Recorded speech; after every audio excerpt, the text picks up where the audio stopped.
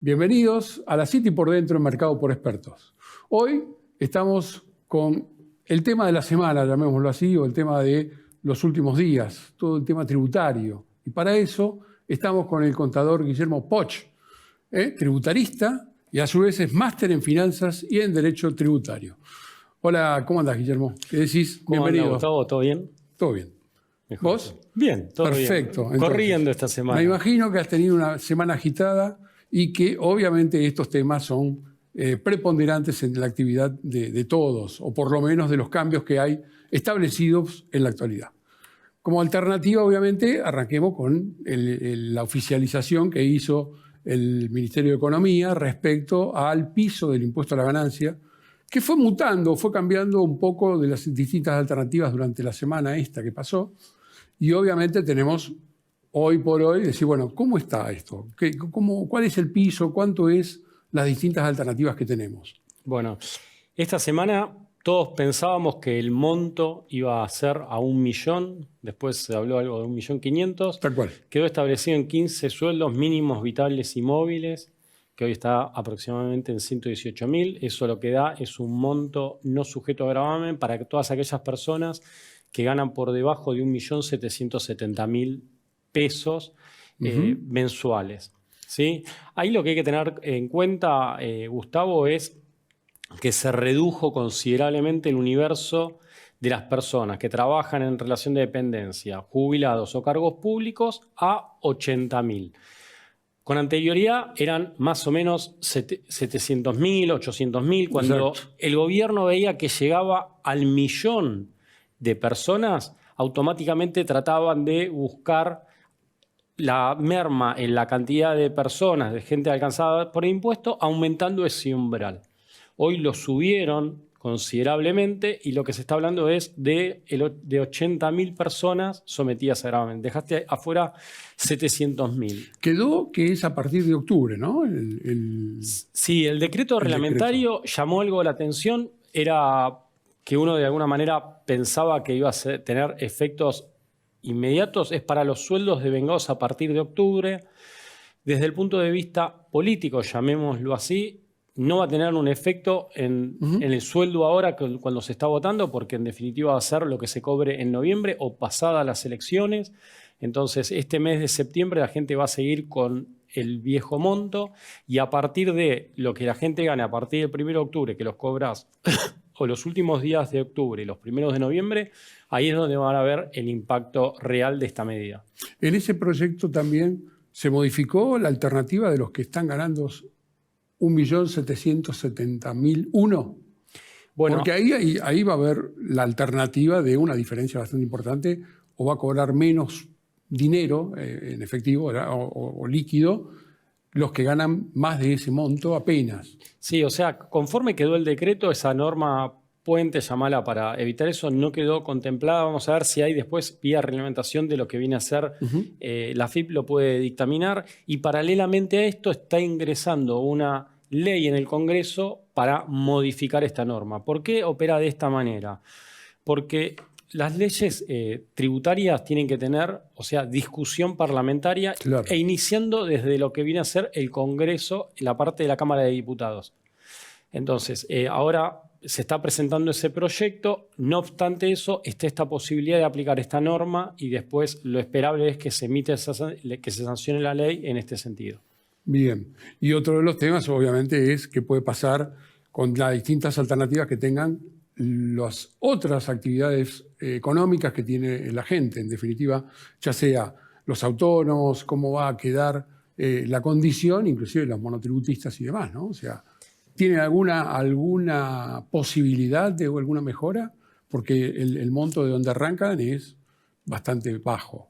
Buena pregunta, Gustavo. Mirá, el tema es el siguiente. Se modifican en general primero los monotributistas, después se modifican los empleados en relación de dependencia y queda en cola el autónomo. Vamos a ver si se incrementa considerablemente el mínimo no imponible. Hoy sucede algo particular, Gustavo, que es el sueldo mínimo vital y móvil, como comentábamos antes, es 118.000 pesos. Exacto. Y vos tenés un mínimo no imponible de 452.000.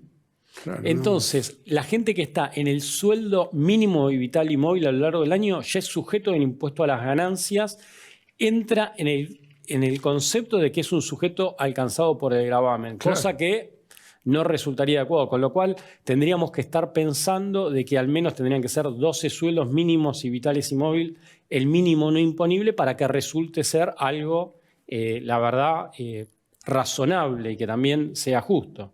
Sí, a veces es un poco incomprensible, ¿no? La actividad que vos manejás muy bien y que todos te preguntamos a vos. Estas alternativas son para el común de la gente bastante complicado de entenderlo, ¿no? Porque en definitiva lo único que es tener que pagar los impuestos, son un poco la parte más molesta de la parte salarial, obviamente. Pero bueno, son las alternativas. Este sistema impositivo está un poco antiguo, ¿no? Y eso es perjudicial cuando pasan este tipo de cosas. Sí, el sistema quedó antiguo desde varios lugares, Gustavo. A ver. Una, que se fue convirtiendo en regresivo, porque hoy claramente eso lo podés observar cuando estás aplicando el impuesto a los consumos como el IVA como primer recaudación. Entonces, la masa, o sea, la parte más importante de recaudación viene de un impuesto que la gente de bajos recursos les impacta más. Claro. Después sigue el impuesto a las ganancias.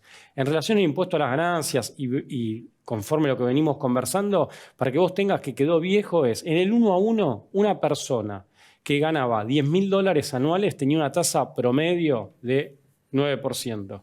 Y la gente que tenía $120.000 pagaba 35%.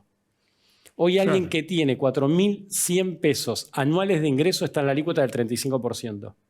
Entonces, quedó totalmente desnaturalizado ese impuesto que tendría que aplicarse sobre salarios, sobre rentas altas. ¿Sí? Claro, porque en definitiva acá iguala todo para abajo y eso, bueno, que esté pagando que la ganancias. gente paga directamente al 35%. Subís muy rápido de categoría y llegás al 35%. No, y eso lamentablemente es un poco la alternativa, ¿no? Con respecto a la inflación, tema más que elocuente que estos días pasados salió el índice de agosto. ¿Cómo lo ves? ¿Cómo sigue la historia esta? Es una inflación alta. Estamos aplicando mensualmente un impuesto del 12,4%, que no tiene nombre ni apellido y que tampoco de alguna manera fue sancionado por ninguna ley. No tiene padre, en una palabra. No tiene padre ni madre, o sea, sí. Nació de la nada, nació de un repollo, pero si la gente a principio de mes tiene un billete de 100 pesos, la capacidad de compra que tiene al principio de mes, a fin de mes, es 12,4 más chico, sí, que sería lo mismo que decir... 87,6. Claro, tal cual. Y no tenés... imagínate que no hubiese inflación, es como que alguien te dice, bueno, este mes tenés que pagar el 12,4 de impuesto. ¿Por qué? Porque te saca capacidad de consumo. Claro. Siempre un impuesto es capacidad de consumo o de ahorro. Entonces, la inflación tiene el mismo efecto que un impuesto. Claro. Tiene el mismo efecto en el bolsillo de la gente. Exacto. Y eso obviamente es perjudicial, ¿no? Porque en definitiva, los dos dígitos, esto hace 20 años que no se daba esta alternativa. Es todo un tema. Y la segunda desde el año 1991, creo que sí, y en relación a eso... La segunda posición que tuvo Argentina. Sí, y además ahí lo que pasa, Gustavo, para tener en cuenta es que todas esas actualizaciones que tienen las normas, que están establecidas por lo general anualmente, claro, no llegas a tiempo. Entonces, hoy vas a tener un universo de personas alcanzadas por ganancias de 80.000. Pero si vos le subís a la gente, el que estaba en 1.600.000, lo llevaste a 1.770.001, pasó a estar sometido a impuesto a las ganancias. Claro. Entonces tendrías que estar corrigiendo rápidamente para evitar de nuevo cómo la inflación va impactando también en los impuestos. Antes, Guille, hiciste mención al IVA, ¿sí? ¿Hay algún proyecto también como para deducir IVA en parte de lo que es los jubilados o algún segmento de la economía básica, por lo menos, de que encuentren algún apoyo con respecto a eso también? Sí, está lo que se viene conversando, o sea que ya seguramente va a estar como norma, va a ser la devolución, la ampliación de la devolución del IVA a lo que sería, más allá de los jubilados, a gente que tiene hasta un salario mínimo vital y móvil, que es más o menos 23.000 pesos sobre lo que vos comprás en la canasta básica. O sea, te estarían devolviendo de alguna manera el gravamen por tus compras vinculadas a los alimentos. De alguna manera es la contracara de la medida de del 1.700.000 que veníamos hablando, claro, que tenía un efecto positivo para la gente que ganaba sueldos por arriba de la media, son 350.000 pesos, ahora pasa a 1.770.000. Entonces, esa gente claramente tenían salarios altos. Entonces, ¿qué pasaba con aquella persona que estaba 350.000, 400.000, 500.000? No veía ningún tipo de beneficio. Entonces, estaban absorbiendo ese costo o no tenía ese mismo tratamiento. Entonces, acá la situación es devolverle el IVA para ayudarlo en ese sentido y ser una suerte de redistribución, o sea, en cuanto a la carga tributaria. Sí, exacto. Y eso un poco tiene un tope, ¿no? O sea, hay un tope que establece, por lo menos el proyecto. Sí, se está, pensando en 23.000 pesos, que es el 21% de esos 118.000 pesos. Bueno, o sea que tenemos de todo un poco ahí. Un monotributista, vamos al caso, ¿no?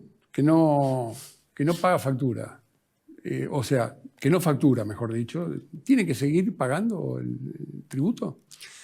Creo que esta pregunta es la que yo siempre te hago como para refrescar un poco en qué estado de situación se encuentran las condiciones tributarias. Está bárbaro, Gustavo, porque tal vez alguien que no nos escuchó oportunamente, siempre el monotributo es, imagínate como la cuota de un club, la cuota de un gimnasio. Trato siempre de usar el mismo ejemplo para que la gente ir formando escuela y que se lo acuerde. O sea, llega a principio, volviste de las vacaciones, te anotaste en el gimnasio, fuiste 2 o 3 veces y te anotaste.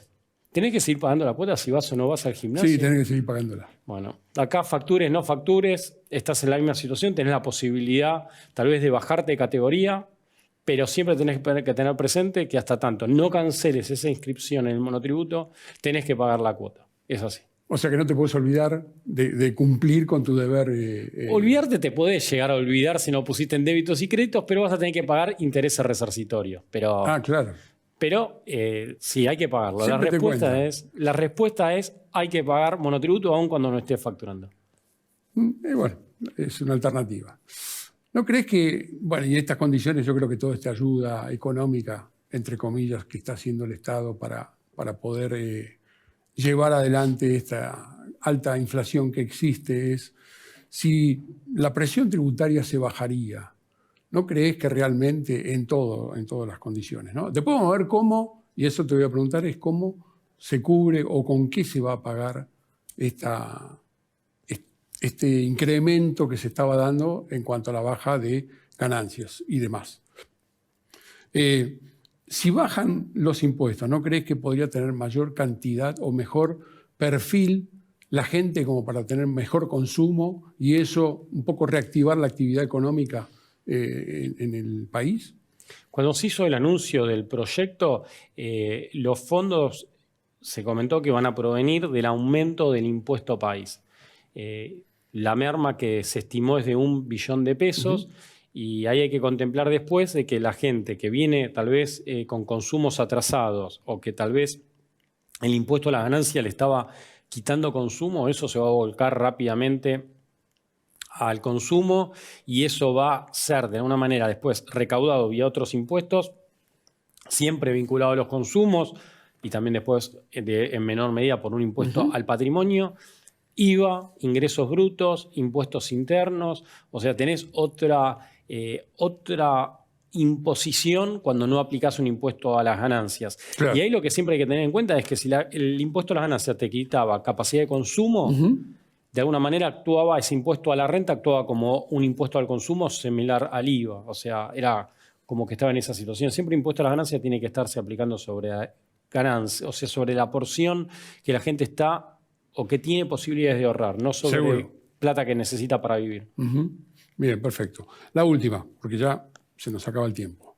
¿Cuál es o cómo avisorás que vamos a llegar al 10 de diciembre o a fin de año en el transcurso de lo que es la actividad económica? Creo que... Dame un halo de esperanza, ¿no? Sí, o sea... Como siempre. Creo que vamos a llegar en un clima, controlado. No espero de acá a fin de año que haya reformas de fondo y entiendo de que la dirigencia política el 11 de diciembre, de manera en conjunto, tienen que empezar a sentar bases de una administración, cualquiera sea, de una administración consensuada entre todo el halo político para, de alguna manera, definir un plan que exceda esa primera administración de los primeros 4 años y que, de alguna manera, que la gente en el mundo y mismo el inversor argentino vea un contexto de previsibilidad y de certidumbre. Si no, de otra manera, parece que vamos a estar complicados. Bien. Guille, yo te agradezco mucho como siempre. Me agrada que estés acá con nosotros y que podamos aclarar conceptos a todo el público. Y bueno, seguramente nos vamos a estar encontrando nuevamente. Bueno, muchísimas gracias y a disposición. Gracias, Guillermo.